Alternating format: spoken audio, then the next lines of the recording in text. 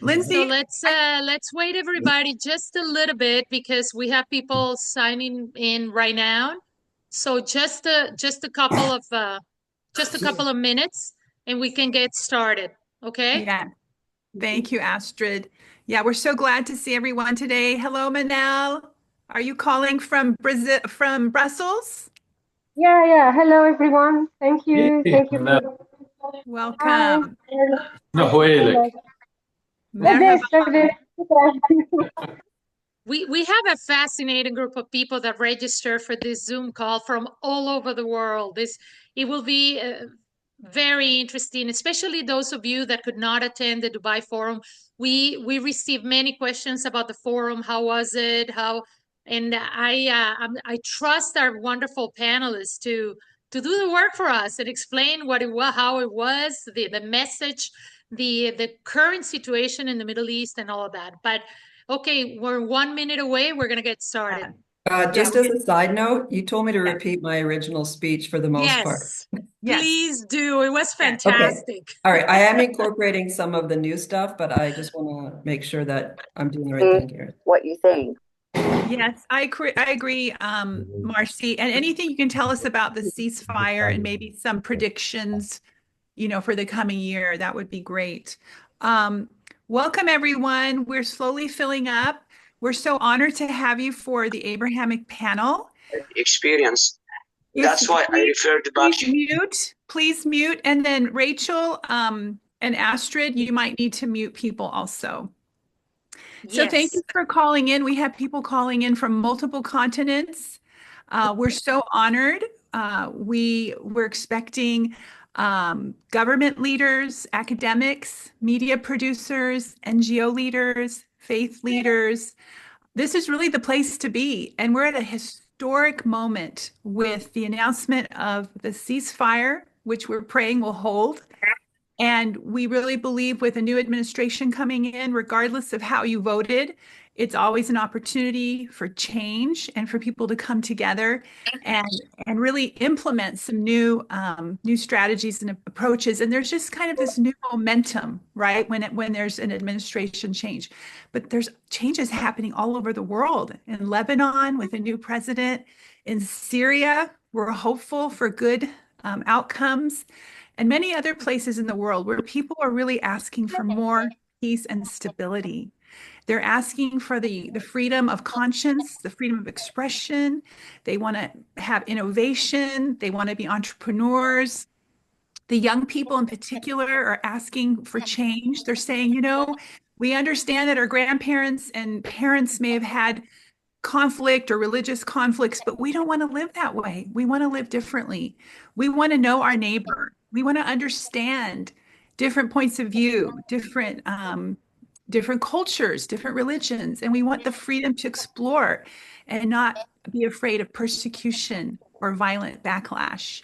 We also see the rise of young women speaking out and saying that they want equality, not to be the same as men, but they want equal access to education and jobs and a platform to share their ideas, their stories, their solutions. And so that's why we're here today to begin to unpack this for 2025. I want to continue to thank so many people coming into the call, like Soraya Dean and Nancy Schrader and Neda, Terry, Manel, Maria, so many of you women who have been a part of our network. And thank you for the brave, courageous men who are joining us today. You'll get to hear from Jack Rosinko, men who stand with us because we are a women's network at the end of the day. But we know that we need men to stand with us and to empower one another to accomplish our purpose of promoting peace building, women's empowerment, and religious liberty. So everyone is free to live what they believe. So I think we have a good quorum. We have about 35 people. That's a great start. It's only 9:03. So let me go ahead and introduce myself. I'm Shireen Tabor. I'm the executive director of Empower Women Media. And after October 7th, we just felt this burden to somehow make a positive impact during the conflict. And we knew we needed to include everyone. Historically, we have been an organization to work primarily with Christians and Muslim women. But after October 7th, we felt like we really needed to extend the olive branch and include Jewish women. And so however you feel about the war and the outcomes, we want you to know that our goal is to promote peace building and understanding and to stand together as men and women in our communities. We saw the rise of anti-Semitism here in Los Angeles and around the country. It's very disturbing to us, especially on college campuses. As a mother of young women in their 20s, it was really hard for me to see what was going on with college students here in America. And my grandfather actually fought. Please mute. My grandfather actually fought in World War II. And so the impact of anti-Semitism, I felt it very personally because he died as a result of the war. And so, again, it's a very complex issue. We're very sensitive to our Palestinian friends, some who are in our call today. But we're asking as we move forward, how can we find a path where we're working together and not separately, working together for the common good? With Empower Women Media and Abraham Women Alliance, which we launched in November, 14 months ago. And we committed to meet every month, whether in a meeting or doing a project, until the war was done. And now hopefully we're getting to the end of that. We can kind of catch our breath and we're praying for peace. So I want you to know we're a unique group here, the Abrahamic panel, because we have met consistently during the conflict. A lot of groups just kind of fell away or they were afraid to meet. We committed to meet on a monthly basis. That all culminated towards the Dubai Forum, where we had women from the Abrahamic faith and men also join us for a one-day executive briefing where we shared critical stories and solutions of how we can work together and live together in the Middle East. We showed some beautiful short films of women speaking for themselves, offering their solutions. And then to cap that off, we also did an excursion where all of us from different faiths and cultures went into Abu Dhabi, and we visited the Grand Mosque, we visited the Abrahamic Family Center, and we went to the Louvre. The Louvre Museum is now in Abu Dhabi. Beautiful. I highly recommend you visit. So those are the kinds of things we do. Storytelling, getting people together to create solutions, creating content, curriculum. And so today is a culmination of that. So we want to hear from our expert speakers. We'll have some Q&A at the end.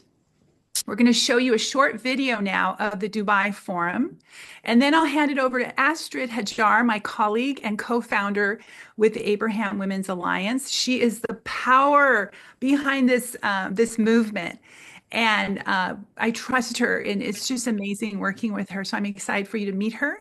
She will guide us through 4 speakers. At the end, we'll have a Q&A. At the very end, we'll ask most of you to leave, but a select few of you are staying on for a call. We're talking about some projects in the future. We hope to be done by 10 o'clock, if not sooner. But if you're staying to work with us on some projects in the future, you know who you are. Please stay on at 10 a.m. So with that, we'll go ahead and cue up the video and watch the video summary, 2 minutes, just 2 minutes, about the Dubai Forum. Thank you.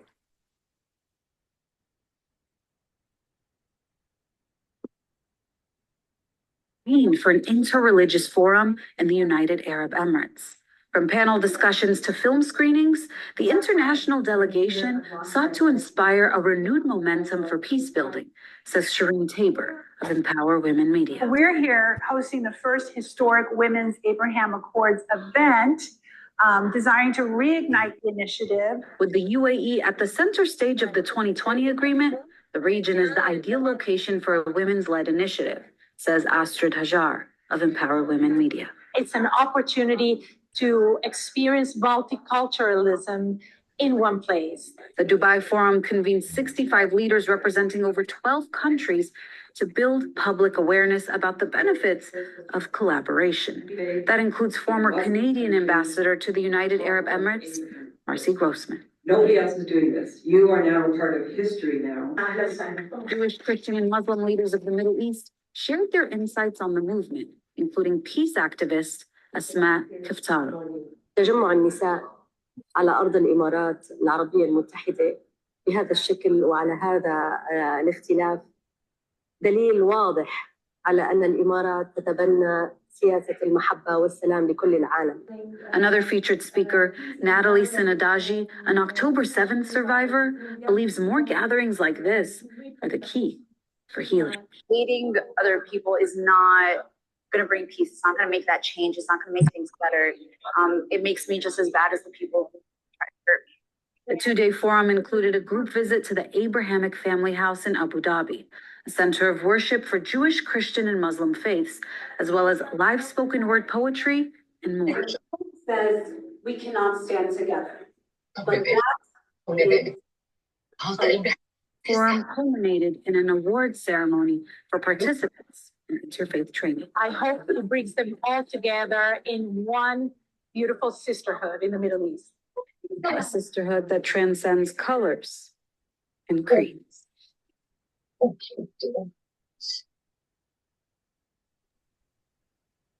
Thank you. Welcome, everyone. Now you had a chance to see, just to get a little bit of the Dubai Forum, but the Dubai Forum was much more than that. And we have wonderful panelists, speakers today that will tell you a story about how this all happened and their perspective on the Dubai Forum. The Dubai Forum convened around 65 to 70 leaders from a dozen countries. And it was an opportunity to build public awareness about the benefits of interfaith collaboration and also training among the Abrahamic faiths.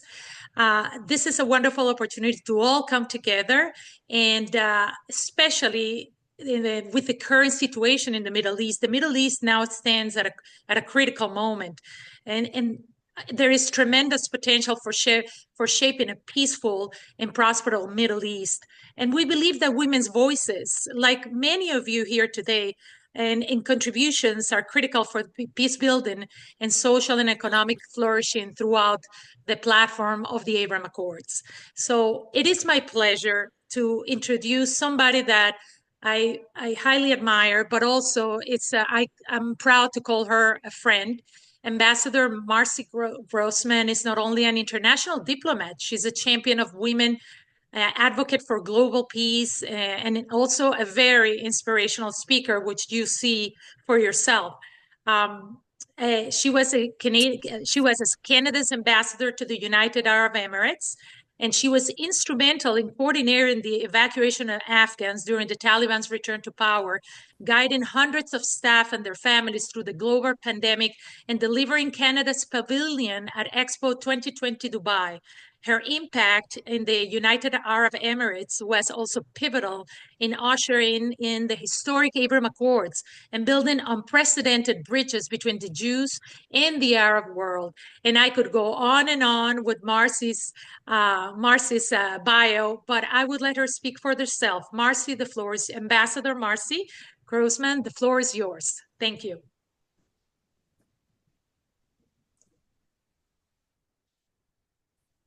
You're muted.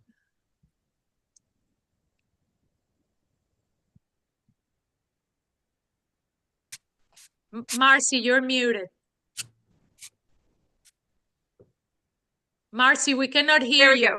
Okay, thank you. Sorry, I don't know why I lost control of my unmute. I think one of the, well, maybe it was God, did not want to speak, but anyhow, I'm here. And thank you so much for having me. I wanted to just before I talk about the news of the day, which was the news of yesterday, I just want to rewind to the news of the week a little bit. And I think Shireen had wanted to mention this, but I would just want to say at the beginning that my heart goes out to all of our friends in Los Angeles, including Shireen Tabor, our co-host, and many other women that were part of our group who came to Dubai, who are from Los Angeles, including Shireen Yadigar, the LA mom. I think she's displaced. Our Natalie, our Nova Festival survivor, also from Los Angeles. And I just want to say I have a very close affinity to the region because I was representing Canada in Los Angeles between 2009 and 2012. And I actually lived in the Palisades Highlands, which is the most beautiful place in the world I've ever lived, on the top of a mountain, adjacent to a state park, overlooking the ocean. And the trailhead where the fire purportedly began was my trailhead. It literally was 750 meters from where I lived. So I am deeply attached to this area and all my neighbors who are there and all of the people of Los Angeles. So I just wanted to begin by acknowledging what they are going through right now and sending love and support. So with that, I will move to the news of the day, which was the news of yesterday, which was the announcement of the ceasefire deal between Israel and Hamas after 15 months of what felt to most of us in the world, no matter which religion you hailed from, which country in the world you were living in, really 15 months of absolute torture as we watched what unfolded in Israel and in Gaza. And so it's a huge relief that this ceasefire deal has been signed, finally, hopefully will be ratified by the Israeli government, and hopefully will hold so that we can start to get hostages back and start the important work of rebuilding in Gaza. So for me, as a person whose life work has been in the service of peace in the Middle East, I can't tell you how relieved I was when I heard that news yesterday, because largely nobody's been talking about peace for the last 15 months, and it really feels good to get that back on the front burner. So with that as context, let me also just say that even though we are starting to think about peace again, optimistically, many months ago when Astrid and Shireen decided to move forward on the Dubai Forum, this was not the case. And quite honestly, to be frank, I had some reservations myself. I was worried about bringing a group of this nature, especially a large group of Israeli women who were accompanying us, to Dubai and Abu Dhabi. And we were so fortunate to have an amazing local sponsor in Neza Alaway, who really paved the way for us to be able to convene there on what was this very important topic. And as I said at the forum, Shireen and Astrid really had the vision to bring this forward, and they really had the strength and the courage to bring this forward, and they're really unstoppable in the work that they're doing, and I am forever grateful for them, and I'm so glad that I hung in there and had faith and was there to see the event manifest. As I also told the audience in Dubai a couple months ago, we actually participated in a very groundbreaking and monumental moment. It was probably the first time in 15 months that a group of our nature convened. Now, not only were people not talking about peace and the Abraham Accords on the streets of the UAE, but imagine we were a multi-faith group of women from Israel and around the world meeting women, mostly women, commuting in a Muslim country to talk about peace with Israel and the Abraham Accords. That was bold. And as I also said, it was Shireen and Astrid who were the ones who were so gutsy and helped us to get that done. So just to reflect a little bit, and I will talk a little bit more about the conference as I go on, just to say that Astrid and Shireen asked me to spend a few minutes talking about my experience and reflecting on the Abraham Accords, having had that diplomatic front row seat and behind the scenes view of what was going on when I was Canada's ambassador to the UAE. Now, for the sake of expediency, because I know that Astrid is going to pull the clock on me, I'm going to try to cover 4 points. And these are the 4 phases of the Abraham Accords. There's the before the Abraham Accords, the during the Abraham Accords, after October 7th, and then a little bit of predictions for the future, if we might say. So let me dig in and let me say quickly, as context, and I did this to recognize the place that we are in the UAE, but it is the country of the Abraham Accords that I know the most because I did live there for 4 years. But I would like to say that the Abraham Accords would not have been possible without the UAE. I know that's a bit of a bold statement, But really, it was the UAE that were first to announce that they were going to normalize relations with Israel. And it was them that really brought the other countries on board and really started to build the momentum for the Abraham Accords to flourish. It was their leadership, it was their values, it was their vision, and it was their courage. Now, I don't know if you know this, but the slogan of the UAE is "Impossible is possible." In the past 53 years, they basically built from a pile of sand in the middle of the desert, a super modern, vibrant metropolis with an extremely high quality of life. And for us who got to go to Dubai and Abu Dhabi to experience it, I can tell you, everyone in my group was totally amazed, those who were coming there for the first time. And they were able to experience everything firsthand, from the Burj Khalifa to the Museum of the Future to the Palm Islands, to the incredibly international population that speaks almost 200 languages.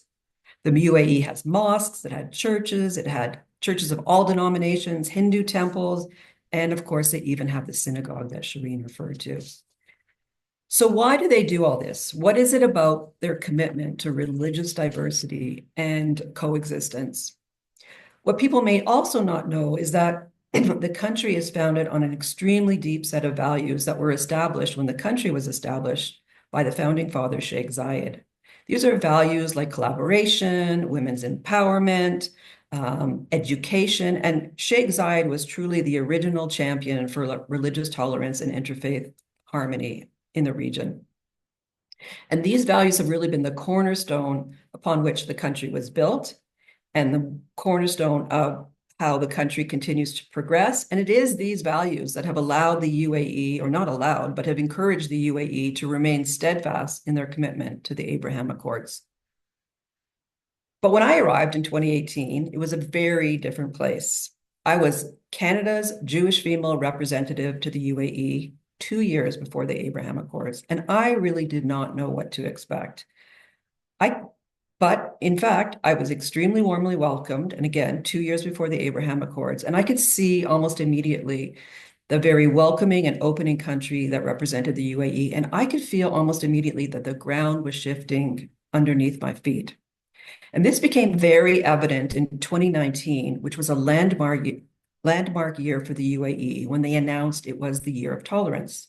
They actually put a minister in charge of tolerance, and they created an entire year of programming dedicated to religious diversity. They published a book of all the different religions that are represented and praying in the UAE, which included our nascent Jewish community that I was part of founding. And it was a real opportunity for the conversation about religious pluralism to start. As part of the Year of Tolerance was also the visit of the Pope, the first papal mass ever to come to the Arab world, and the announcement of the building of the Abrahamic family house. So when I heard that the UAE was getting into the synagogue business, I was pretty sure something amazing was brewing. And just like that, in 2020, the Abraham Accords were announced. So I was a little surprised. Actually, I wasn't really, because I could see all of the work that was going on underground and behind the scenes. And but I hadn't anticipated just how warmly and quickly relations would build between Israel and the UAE, and then later Bahrain, Sudan, and Morocco. So that during phase 2, during the heady days of the Abraham Accords between 20 and 23 was really years of incredible optimism and growth. Relationships were blossoming. Diplomats opened up offices in each other's countries. So the Israeli embassy opened in the UAE, and the UAE embassy opened in Israel, and they started to staff up. All kinds of agreements were formalized, like air corridors were approved and trade agreements were approved. And during this time, there was a great renaissance, let's say. Economic ties flourished. Now imagine, in 2019, the trade between Israel and the Abraham Accords country was virtually zero. By 2023, at the end of 23, that trade between Israel and those four countries amounted to $10 billion. And it wasn't just Israeli products going out to the market, it was the market selling in to Israel. And with those economic ties that flourished, tourism also flourished. So as I said, those air corridors got open, and within months, hundreds and then thousands of Israelis were starting to pour into the UAE. In fact, by 2023, 1 million Israelis had visited the UAE. And at the height of these heydays in 2023, there were 106 weekly flights on 5 or 6 different carriers between Israel and the UAE. So I have to say that, given that the UAE is only a country of 10 million and Israel is only a country of 10 million, those 1 million visits was a really big milestone. The Jewish community started to flourish. As I said, in 2018, I got to Dubai. I found the Jewish community. It was basically praying underground. We had tacit approval to be there, but we were not, showing up in our jobs and in the world as a Jewish people because it just wasn't the right timing. But from one small synagogue, we moved to 5, 6, 7 synagogues, kosher restaurants, kosher eateries, kosher grocery stores, et cetera, et cetera. So Jewish life was really flourishing. There's a Jewish nursery school, et cetera, et cetera. At the same time, internationally, it wasn't just locally, internationally, a lot of incredible things were happening. So you had the Negev Summit that happened in Israel that brought together all of the countries who had peace agreements with Israel, all the Arab countries that had peace agreements with Israel. And think tanks started to work. So the Atlantic Council, an organization that I represent, started hosting events in all of what they called the N7 countries, the 7 countries that had peace agreements with Israel. And even women were having their moment in 2023. 2 events that happened in Marrakesh in Morocco almost at the same time. One in May 2023 that was hosted by the Israel's Perez Center for Peace and Innovation happened in May of 2023 in Marrakesh, bringing together 100 women talking about peace by innovation. And then, of course, our very own Shireen Tabor and Astrid Empower Women Media convened a group in Marrakesh in June of 2023. So there was really good momentum going across the board, and there was really great momentum building for women until October 7th, 2023. And this is the after phase. Well, as I've already said, for the last 15 months, we have all been stuck in a hellish nightmare of violence and war and politicization of every possible issue that affects human rights that you can think possible. And it's been very hard to talk about the Abrahamic Accords. And there's been little talk about peace in the Middle East. People were so consumed with what was going on and the implications for what was going on in the region and how it has spread, not just to the US, as Shireen mentioned. Here in Canada, Montreal, the city that I grew up in, was named the top anti-Semitism city in North America. Like, that is not a badge of honor that I want to have my city hold. But all of this and these activities started to permeate the world. And the posture had shifted from being very public and very celebratory of all things that were related to the Abrahamic Accords to very, very shut down. And, I used to say that the UAE during those heydays was the safest place in the world to be a Jewish person. There were people that were moving from Europe because of the anti-Semitism that was happening in Europe at the time to live in the UAE because of the great protection that was provided to them and the great support that was provided to them by the UAE government. Now, small segue, right after our event, and I was still in UAE at the time, a very, very tragic event happened whereby one of our local rabbis in the UAE, and I'm sure you heard this, was kidnapped and then murdered. What a tragedy, especially coming out off the high of what we had experienced in Dubai. And I think that Shireen and Astrid were in Israel actually at the time when this happened. And what a tragedy. What a tragedy to humanity. But I have to give the UAE credit because they apprehended the criminals within hours, if not days, and they stood steadfast. Everyone thought, well, this is it. This is the end of the Abrahamic Accords. The UAE, is going to want to say they don't want to be part of it anymore. But that was the opposite. If anything happened, they became more and more committed to the cause because, quite honestly, they understand that peace and the Abrahamic Accords is actually a mitigation to countering violent extremism. And they actually went as far as to send a senior Emirati diplomat to Israel to attend the funeral of Rabbi Zvi Kogan. May his memory be a blessing. So terrorism is everywhere. It's in everyone's streets, and it is a fight that we all need to fight around the world. So nevertheless, despite that challenge and the current state of the Middle East, I believe that there is still room for hope, because the good news is the Abraham Accords remain intact. And I think we could say quite confidently that with the change in the US government, Abraham Accords 2.0 will be on the foreign policy agenda. I mean, that's not a secret. It's in the news. In addition, we have seen over time that despite the stresses that have been placed on the Abraham Accords, none of the signatories have backed out. Everybody is still committed to the Abraham Accords. And for the most part, embassies are still operating between the different countries. And trade continues. That trade number I threw out, about $10 billion in trade at the end of 2023, trade was still growing. At the first, when it was last accounted at the middle of 2024, there was still trade going on. So some of these framework pieces, these systemic pieces remain intact, and I think that's why we can be optimistic. But without saying much more about all the foundational pieces, because there are many, including the strategic alliances that have been connected, the one major reason why I think that the Abraham Accords have persevered and will continue to blossom is that the Abraham Accords were based on a foundation of principles. Peace between Israel and Egypt, Israel and Jordan were agreements. They were what was called a cold peace, but the Abraham Accords is really a warm peace. And it was based on a statement of principles that said strengthening peace in the Middle East and around the world based on mutual understanding and coexistence, as well as a respect for human dignity and freedom, is the underlying principle of the Abraham Accords. And these aspirations remain extremely relevant and universal and continue to resonate globally.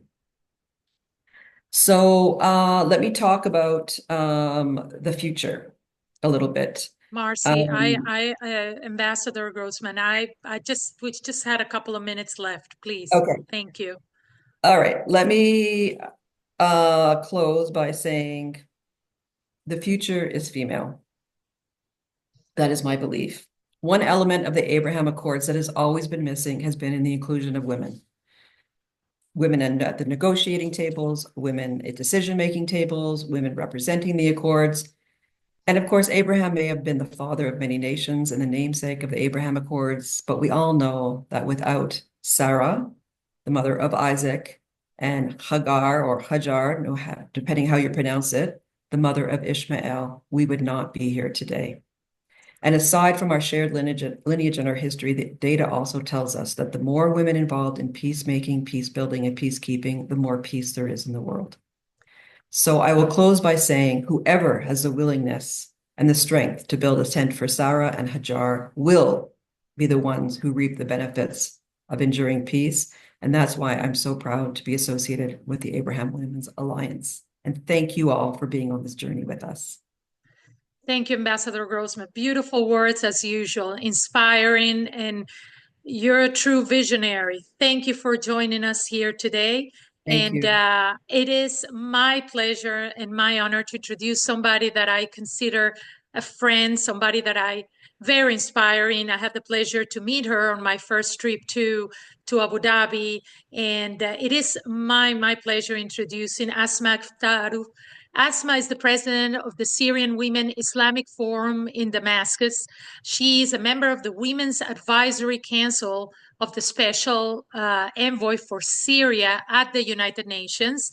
In addition to that, she's very active on religious dialogue and peace-building platforms. She's also active in supporting women's rights, and she was one of our speakers and participants of the Dubai Forum. She and her husband are true champions of interfaith dialogue, interfaith collaboration, and their headquarters sort of is in Abu Dhabi at the United Arab Emirates. And it is my true honor to introduce to all of you Asmaa Kftarou. Welcome, Asmaa. Thank you, Astrid. Thank you very much. Assalamu alaikum wa rahmatullahi wa barakatuh. In the name of Allah, the most merciful, the most compassionate. Peace and blessing be upon Prophet Muhammad, his brothers Moses and Jesus and their families. It is a great honor to stand on this platform which calls for peace and love among all of God's creations. I am particularly glad to see women as key contributors working for self-empowerment and fostering the peace that unites the family of Prophet Ibrahim, peace be upon him. Peace is core principle in the Abrahamic religions, Judaism, Christianity, and Islam, emphasizing coexistence and cooperation in these often gloomy words. Allow me to share you some key points. Islam, peace is one of God's names as-Salam. The Quran promotes peace in human relationship. The first surah in the Holy Quran, Al-Fatiha, speaks about the all family in this world. The Prophet Muhammad, peace be upon him, is a symbol of mercy and peace. The Holy Quran said about him, we have not sent you except as a mercy to the world. The Islamic greeting and prayers reflect peace and love. Assalamu alaikum. Christianity, peace is one of the names of Jesus Christ, the Prince of Peace. The Bible emphasizes peace in human relation. The Holy Book, Matthew chapter 5:9, blessed are the peacemakers, for they will be called children of God. Jesus is seen as a symbol of peace and mercy.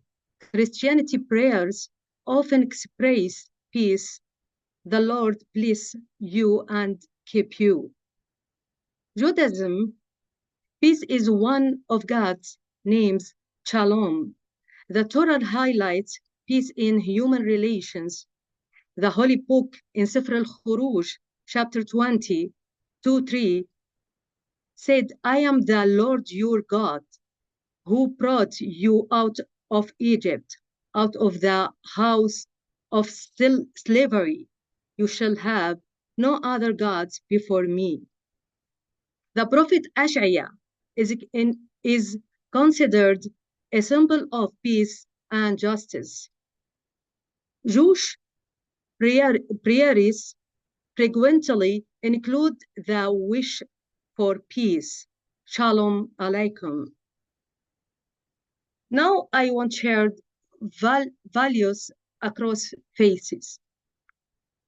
Love and compassion, justice and equality, tolerance and peaceful coexistence, prayers and supplication for peace, charity and service to humanity. Now another idea, the role of women in peace building, mediation and negotiation. Women can be effective mediators in conflict resolution. Building trust, women play a crucial role in fostering trust between opposing parties. Promoting dialogue, women can strengthen interfaith and intercultural conversation. Supporting victims. Women are vital in providing care and support to conflict survivors. Now I want to speak about role model about women in the religions. السيدة مريم العذراء, Mary the Virgin, in Christianity, a symbol of peace and mercy. Khadija bint Khuwaylid, this symbol about the woman in the religious, should be to take it in the Arabic قدوة for us. Khadija bint Khuwaylid in Al-Islam, a model of courage and devotion. Deborah, Judaism, a prophetess and military leader. Fatima al-Zahra, a symbol of composition and peace. Today, the Mercy speak about the United Arab Emirates. Today, a new initiative has begun to unite the Abrahamic family, starting from the United Arab Emirates. In Abu Dhabi, the capital of love and peace, this project seeks to reunite the heavenly family and embody. The Holy Quran said about Prophet Abraham, indeed, Abraham was a nation. In Holy Quran, Surah An-Nahl. Inclusion, interfaith dialogue, and the role of women in empowering communities and fostering peace underscore the critical importance of women in building harmonious and united society. As I often say all time, while men make war, but the woman great peace. I'm so sorry. This first time, Astrid, this pushed me to speak in English. This first time, I'm very happy, but I think maybe this first time, but not stop. Thank you, Astrid. Thank you, Shireen. Asmaa, I hope to give you the good message. You did such a good job. Thank you so much. I'm so impressed. And I'm glad I didn't have to translate from Arabic to English. So thank you for that. Thank you for pushing me to speak in English. Thank you very much. I'm so sorry when I speak any word not exactly. Thanks. Thank you. أهلا وسهلا. شكرا. Merci كتير. And it is my pleasure now to introduce, all this messaging is fantastic. We want interfaith dialogue, we want collaboration, we want training, women empowerment, but what's truly the data, the research behind it? And if so, it is my true pleasure to introduce Lindsay Benstead, who's a professor of politics and global studies at the Mark Hartfield School of Government and director of the Middle East Studies Center at Portland State University. Lindsay has done extensive research on not only the Abraham Accords and interfaith dialogue among the Abrahamic faiths, but she's somebody that I highly admire. And I can also add that she served as fellow in the Middle East program and the Women's Global Leadership Initiative of the Woodrow Wilson International Center for Scholars in Washington, D.C., and Kuwait visiting professor of science in Paris during the fall of 2016. Her research on women in politics, public opinion, and survey methodology has appeared in many, many publications. She holds a PhD in public policy and political science from the University of Michigan in Ann Arbor and served as a doctoral fellow at Yale University and a postdoctoral fellow at Princeton University. Welcome, Lindsay. The floor is yours. Thank you so much, Astrid. And it's wonderful to hear from Marcy and also Asmaa. So thank you for those contributions. Today, I want to talk a little bit about the most recent wave of the Arab Barometer. Earlier, I shared some public opinion research on support for different solutions in the Israeli-Palestinian conflict. And today I want to update that with some new data that has just come out from the Arab Barometer.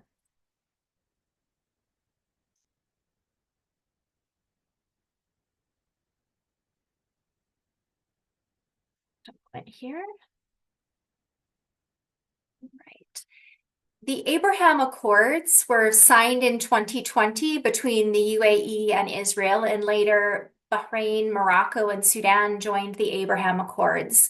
And one of the ideas behind the Abraham Accords was not only that the Abraham Accords represented Arab-Israeli peace, but that they could also offer opportunities for Arab countries to help negotiate between the Israelis and the Palestinians. And I think we're already seeing some signs of that in the last 6 months, with the United Arab Emirates playing a very crucial role. Before I talk a little bit more about that, I would like to just share some of the newest Arab data. The Arab is a multi-country survey project that is organized by scholars in different Arab countries. It has been conducted since 2006. In Wave 7, this was a survey of approximately 26,000 respondents that took place shortly before the war in Israel and Gaza began. And Wave 8 was just conducted about a year ago in 2023 and 2024. So this data helps us look at how citizens throughout the Arab world are thinking about potential solutions to the Israeli-Palestinian conflict. And I want to stress that the Arab Barometer project, the Arab Barometer surveys, are written by scholars in the Arab world. And so the questions that are asked are framed by these scholars. And there's one question that asks citizens in Wave 8, citizens in Jordan, Kuwait, Lebanon, Mauritania, Morocco, Palestine, and Tunisia. It asks the following question: which solution from among the following do you prefer to end the Palestinian-Israeli conflict? And here we can see a couple of different points. One point is that there hasn't been much change in the answers to this question in recent years, but we can see that the most common or the majority position on the part of Arab citizens is the two-state solution. So about 60% of citizens in the Arab world believe that a two-state solution based on the 1967 borders is the preferred solution to the Israeli-Palestinian conflict. We also have 10% of citizens who believe that the best solution is one state for all Jews and Arabs, 11% who believe that a confederation between a Palestinian and Israeli state is the best solution, and approximately 19% who reject a peace deal with Israel. So we can see that between 2021 and 2022, and then 2023 and 2024, so the wave before October 7th and the wave after, we can see that on the whole, there has been very little change in the proportion of citizens supporting these different solutions. But the Arab Barometer does point out that there has been an increase in support for the two-state solution in several countries, where Kuwait, I think, is the most dramatic change. Whereas prior to October 7th, there was a high degree of rejection of a peace deal in Kuwait. There's now a much larger proportion of Kuwaitis that are supportive of a two-state solution. Okay, so what are the opportunities for mediation between the Israelis and the Palestinians that are offered as a result of the Abraham Accords?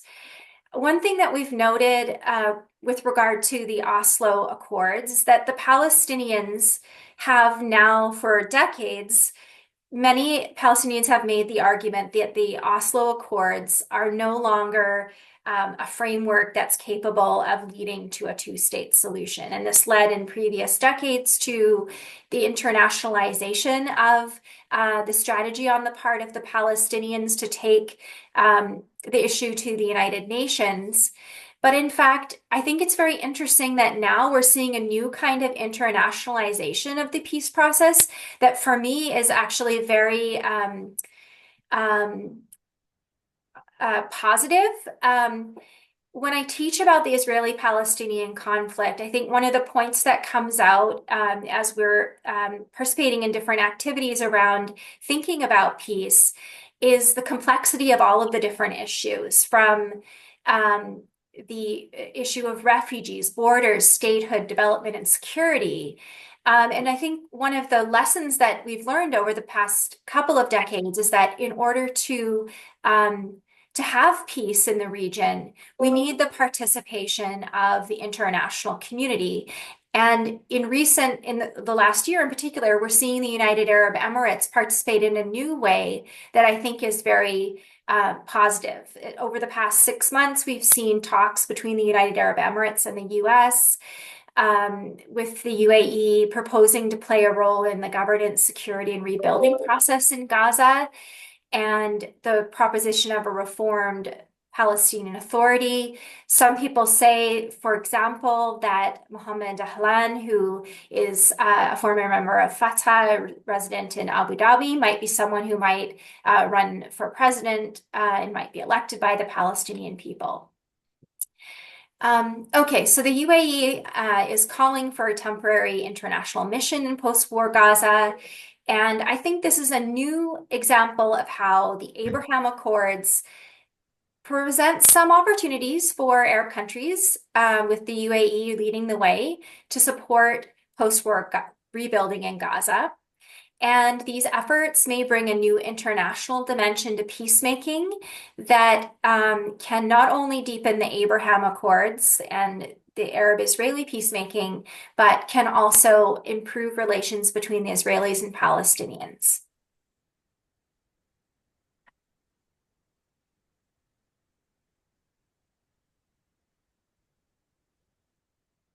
Thank you, Lindsay. You were muted.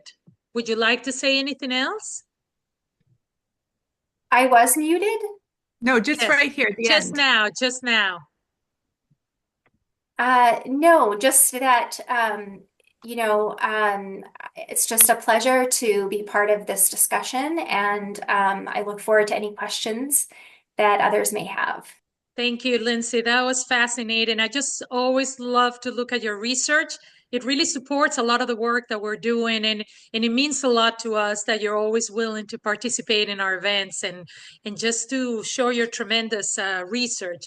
Thank you. And now, finally, it is my pleasure to introduce my dear friend and Jack and Kathy. They both I had the chance to meet them on my first trip to Abu Dhabi. Jack and Kathy they're wonderful. Kathy is, I cannot say enough. They're not only friends, but people of integrity, conviction, and driven by their love of interfaith dialogue, especially in the Middle East. Jack has an extensive bio, so I'm going to try to summarize as fast as I can. He's a very, very impressive guy. I'm watching the Abrahamic Women Accords, and Jack and Can I Kathy are please, about to speak to let me us. just mute here. If you can mute your, yes, thank you. Jack Rosenkel has 27 years of proven leadership in educational management in a cross-cultural environment in Casablanca, Paris, and Tunis. Founded and managed one of the largest American schools on the African continent, George Washington Academy in Casablanca, Morocco. He has, oh my goodness, very impressive, founded the Arab YES, a nonprofit register in Virginia, USA, focusing on youth education and science in the Arab world. He's responsible for the creation, development, and management of the George Washington Amity Series, which brings Muslims and Christians together to celebrate America's longest-standing treaty. Also, he helped, and this is so impressive, he helped to initiate and establish the internet in Morocco in 1993, founding member of International Liaison for the Moroccan Internet Society, introducing the internet to many universities and Moroccan government agencies. He also presented His Highness King Hassan II an Arabic copy of St. Augustine's Confessions in July of 1998, his close personal and working long-standing relationship with the senior advisor for religious affairs for His Highness King Hamad VI of Morocco, Dr. Ahmed Abadi. I hope I'm pronouncing all of this correctly. And also he organized meetings between Moroccan governments and religious officials and U.S. senators, congressmen, government, and the list goes on and on. Jack, welcome. The floor is yours. Thank you, Astrid. It's an honor and privilege to be here with you tonight, Kathy and I. And I thought in the beginning that I thought Shireen moved to Abu Dhabi, because she was talking about 9 o'clock we're going to start, 10 o'clock we're going to end, and but she's 12 hours. She meant in the morning, not the evening. So what we do here is through Arab Yes, and that we were invited by the Emirati ambassador Yusuf El Otaiba in Washington. As we think about interfaith dialogue, there's areas of divergence, and I don't think we should try to do away with those. Some people, to make one religion, that's not what we're looking for. To keep our core beliefs, we come from the Anglican Church, to keep our core beliefs, but to work on our areas of commonality, I think much like this group is doing here. One of the areas, and my background is a petroleum engineer before all these other things that you shared, Astrid. And so the area that we do have, in common is the intersection of faith and science. And that's the areas that touch on origins, the creator, the nature of man, and where science is going, particularly biology, is very scary of making new human species. And so we're working on the project here with the Emirates to make a stand as the Abrahamic faith and say, no, this is what we believe. Humans have dignity from our creator, and we shouldn't, mess with that. I do want to say that these projects were hindered a lot because we want to have them involve all the Abrahamic faiths. They were hindered because of the conflict that we see. But then I want to say also that we're so encouraged. I think the concurrence of the changes, the peace here, the new administration, that the people here are very hopeful for the potential that brings. And so I think that it's just like a new day here. People are much more excited and open. I think of a young Emirati guy that we talked to who is with a big consulting firm in Dubai. And recently he said, yeah, I was thinking these changes, I want to go maybe work for the foreign affairs ministry here. And he said people were just on cloud nine. They're just excited of the potential, the Abraham Accords, where we're going to go, what we're going to do, and all those things. And this country, as has been said already, is just one that emphasizes the place of women, and in a way that we haven't seen in other countries. And so Kathy could share some things about that, I think. Well, it's an interesting country because women have a very crucial role to play in all sectors of society. More than 60% of university graduates are women. They hold positions, high positions in government, business, NGOs.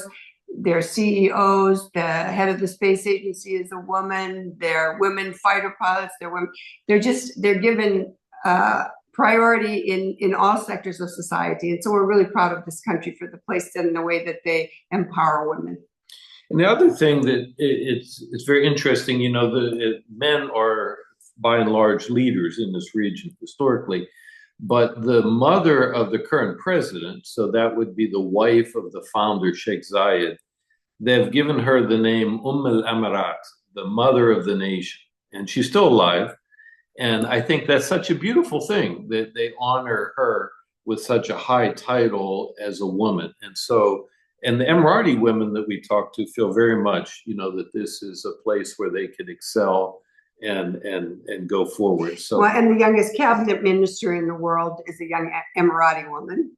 Young Emirati woman who was a Rhodes Scholar from Oxford.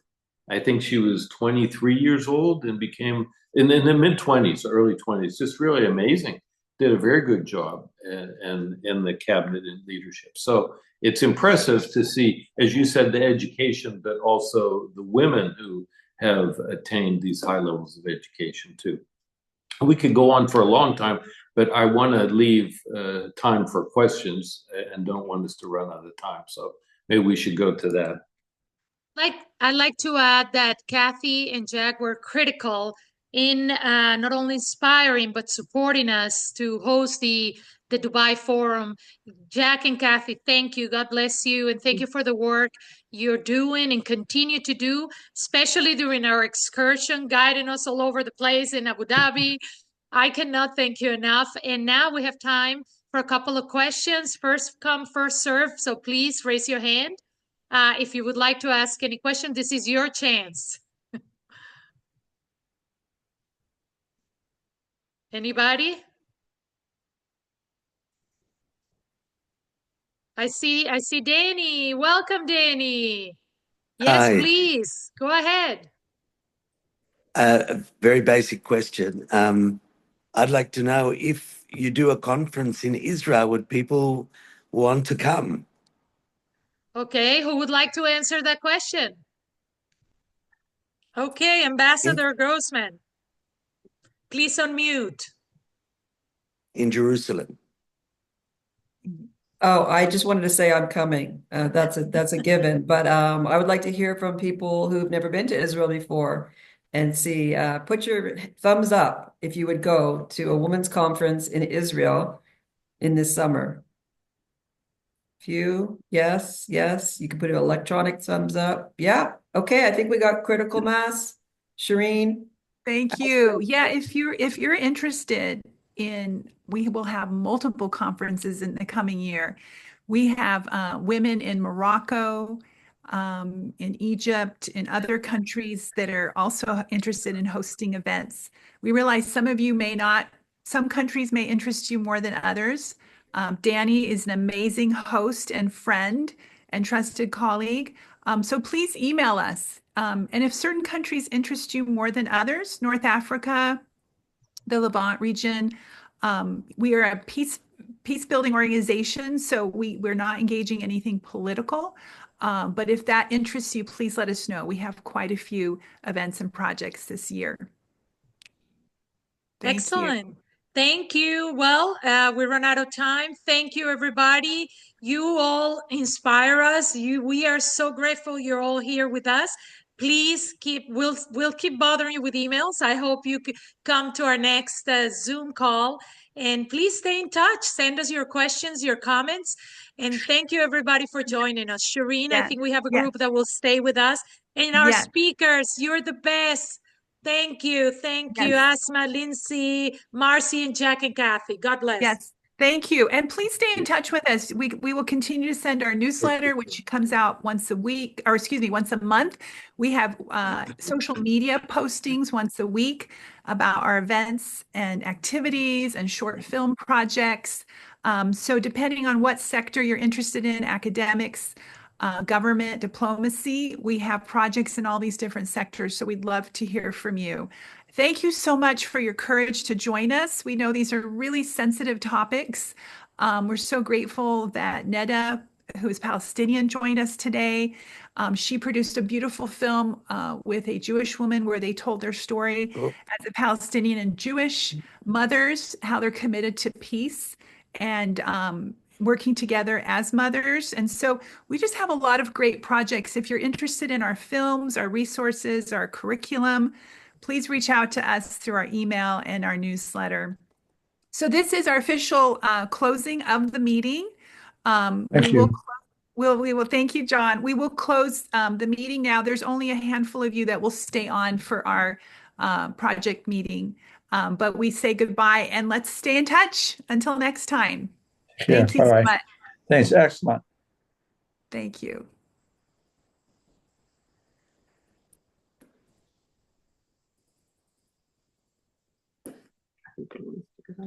Thank you. We're getting down to our core group here.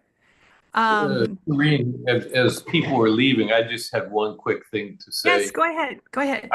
I was going to talk about our daughter as a peacemaker. Yes. You know that she is an artist and had a big art show here. The encouraging thing that's just crazy is a week and a half ago, the King of Morocco decided to stop by the gallery and bought one of her largest paintings. Oh my goodness. I'm so encouraged. That's amazing. Anyway, I was in Morocco or in Abu Dhabi? Oh, in Abu Dhabi. In Abu Dhabi. That's amazing. Wow. Town said, hey, let's see some art. And they said, okay, go. And then it was one of the largest paintings she has. So it's wonderful. So that's bridging peace. Anyway. We came to the gallery. I'm curious, which piece was it? Can you describe the piece she did? Was it? It was called Dreams of Flight, and it was in green, and it almost looked like wings. Yeah. Yes, I remember. Oh, I'm so encouraged. You know, things are happening every day. Yes. It keeps us going, keeps us going. Yep, I got you. Wonderful. So, so Rachel, we will have to only have this meeting for our select guests. So that would be Micheline, Lindsay, Jemima, Martine.